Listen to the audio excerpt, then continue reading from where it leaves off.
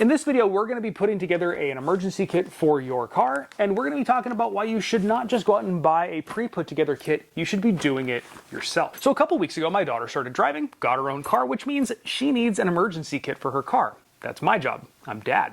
So the first thing I did was I hopped online and I started looking around at emergency kits, and they were all trash. I was super disappointed. I found kits where it said, oh, it's a 200-piece kit. And they had a box of fuses in there, and they counted every fuse as a piece. They counted every Band-Aid in the first aid kit as a piece. And all the other stuff was junk, and then they overcharged for it. So what we're gonna do is we're gonna put together a proper car kit for the trunk of your car or your kid's car, so follow along. Now I'm gonna try to have links to some of the stuff down below so you can check out what I'm talking about. If you think I missed anything, though, leave me a comment down below. And at the very end of this video, I'm going to go over a couple things that everybody forgets in their car kits, which could prove disastrous if you actually have an emergency. So let's clear the table, and we'll go kind of one by one. Now, the first thing, obviously, is you got to have a bag to put it all in. I dug through a closet, and I found an old duffel bag. This thing will be perfect, so I didn't have to spend any money on it.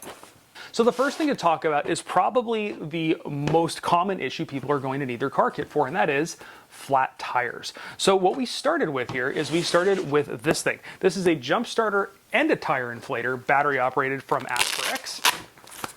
And it's pretty cool because it's just a big battery. It's got a pump in there, and you can either put on the end here your inflator, or on the other side there, you can jumpstart your car with it. Now with anything like this, I would never just throw it in the back of a car and hope it works. I would test it out and make sure that it works, and make sure that you or whoever is going to be using it knows how to use it in the time of an emergency. So that's what we did. Now, fortunately or unfortunately, depending on how you want to look at it, all of my cars currently have brand new batteries in them. This thing does not, and it's been sitting out for weeks, and the battery is stone dead. So might as well give the jump starter a try on this thing, see if it works. So we've got our battery exposed, and we're going to go through the step-by-step of setting this thing up. And there's actually instructions right here on the back if you forget what you're doing, which is good, because guaranteed in an emergency, you're going to forget what you're doing. Plug this guy in. All right, so we got him on there. Give her a go.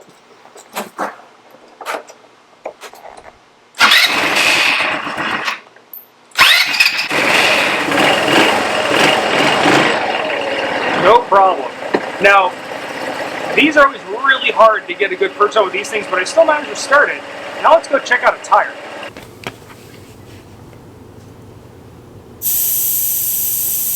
So I charged it back up, walked out to the driveway, to a flat tire.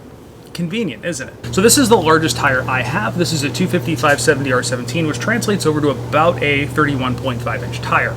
Much bigger than my daughter's Corolla, which is what this thing is going to be going in. So if it can do this, it can do that. We've got it down to about 5 PSI. We're going to hook the pump up. And in the settings here, I can actually change the settings to car. So we're going to go to car, which on this thing is 36 PSI, so we're going to see how long it takes. Let's get going.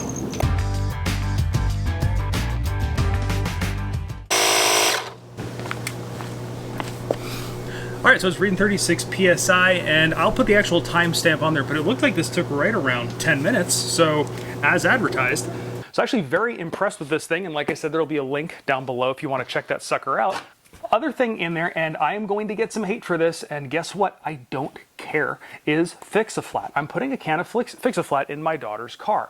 Now, yes, she does know how to change a tire, but if she's on the side of the road, I don't want her monkeying around with changing a tire. I want her back on the road so she can get off the road and get the thing fixed. Some people will say, oh, this will screw with your sensors in the tire, or it makes patching the tire later a little bit more complicated. I'd rather a little bit more complicated than run over on the side of the road trying to change a tire. So I'm putting this in her car. You can fight me in the comments. Now there's a saying, 2 is 1, 1 is none, and I believe in that, which is why I'm still going to be throwing a set of jumper cables in the car.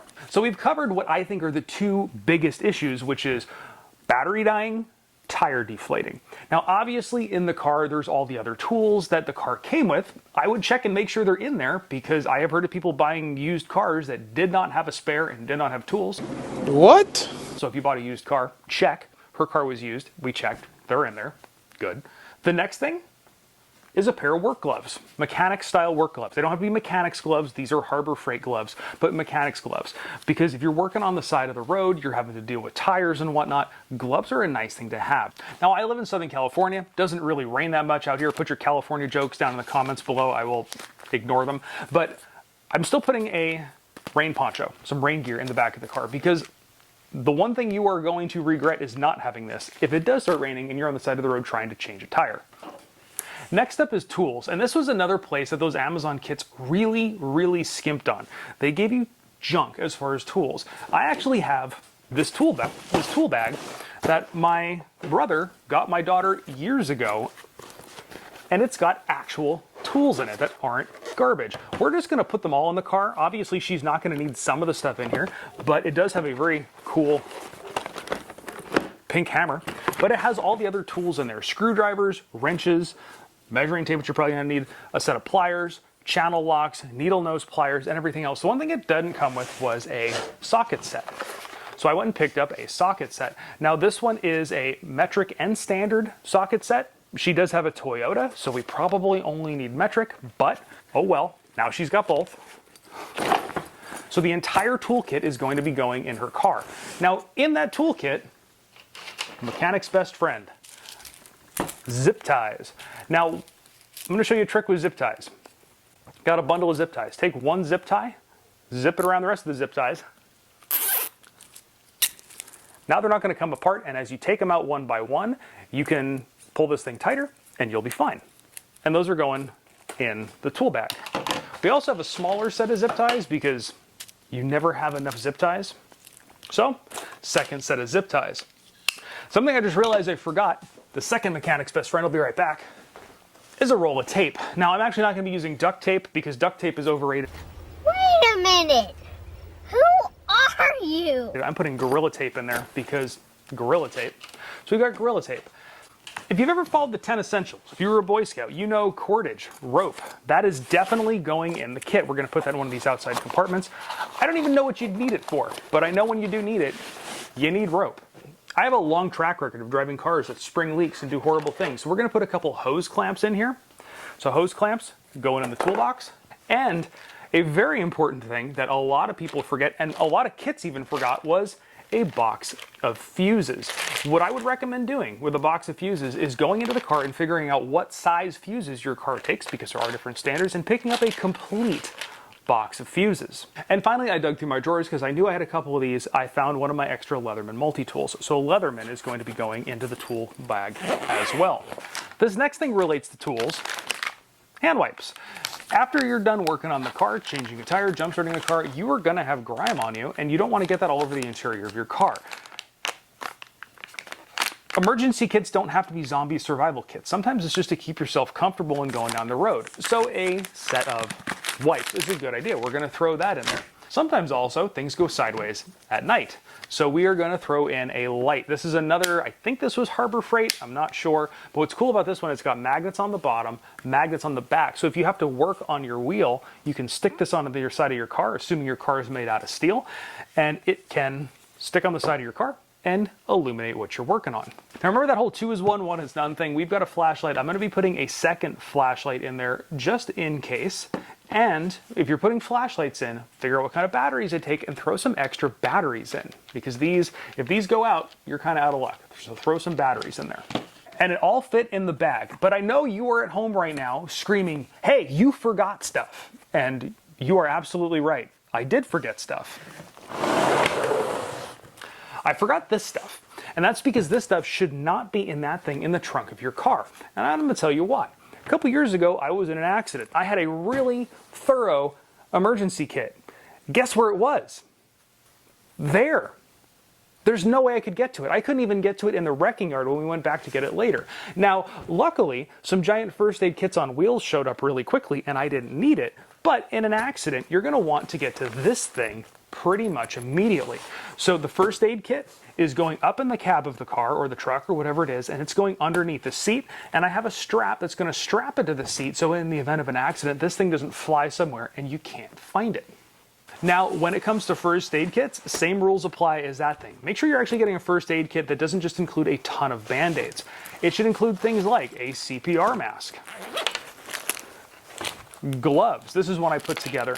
And because car accidents tend to be bloody sometimes, ask me how I know, a tourniquet. And you should know how to use all that stuff. So this is going up in the front of the car along with a seatbelt cutter glass breaker. I like these. Those little things that you stick against a window and pop.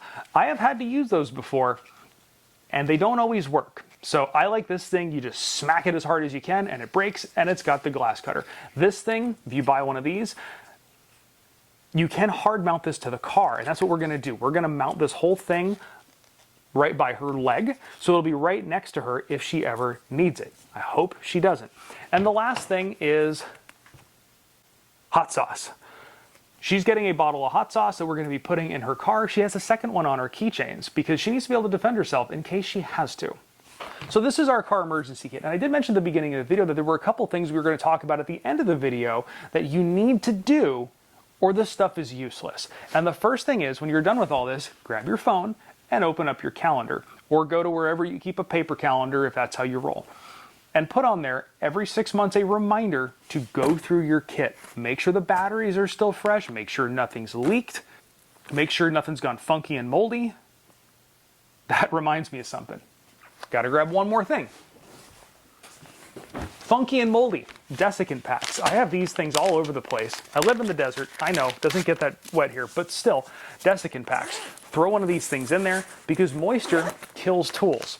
So throw a desiccant pack in there. Those are pretty cool. These are reusable. You can microwave and dry them out. Throw a desiccant pack in there. So go through this thing every 6 months. Pull everything with a battery out of it. Make sure everything is charged up. Give it a go. Make sure everything works. The other thing is make sure you actually know how to use this stuff. I'm putting all this stuff in my daughter's car and I've already showed her how to use it. She can use every single thing in this kit and she can use every single thing in this kit. She knows how to do it and she is trained. I'm going to find a piece of glass that she can smash with this thing, and I have a car that I'm restoring with old seat belts, so she's going to use the seat belt cutter. The first time I want her using this end or this end should be here in the garage, not on the side of the freeway. And finally, this thing, the pepper spray.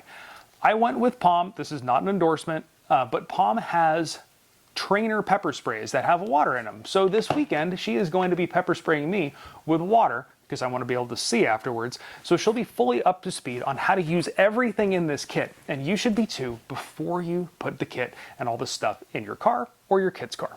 Now, if you like videos like this, videos that show you how to do things at home, do things to your car, save you some money, please hit that subscribe button. We really would appreciate the support, especially now because I just started paying insurance for a 17-year-old.